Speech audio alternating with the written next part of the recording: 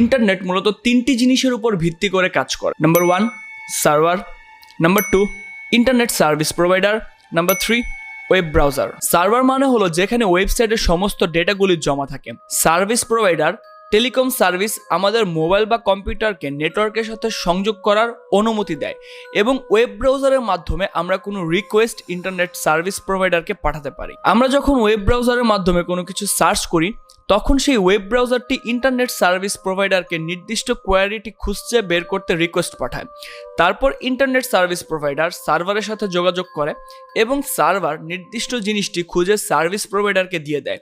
এরপর service provider web ব্রাউজারের মাধ্যমে আমাদের সেই জিনিসটি দেখায়। বুঝতে কমপ্লিকেটেড হলে সহজভাবে বলি, আমরা যখন গুগলে যে কোনো কিছু একটা সার্চ করি এবং সেই সার্চের যে রেজাল্ট আমরা পাই, এইখানে যে কর্মকাণ্ডটা ঘটে সেটাই আমি এতক্ষণ বোঝানোর চেষ্টা করলাম।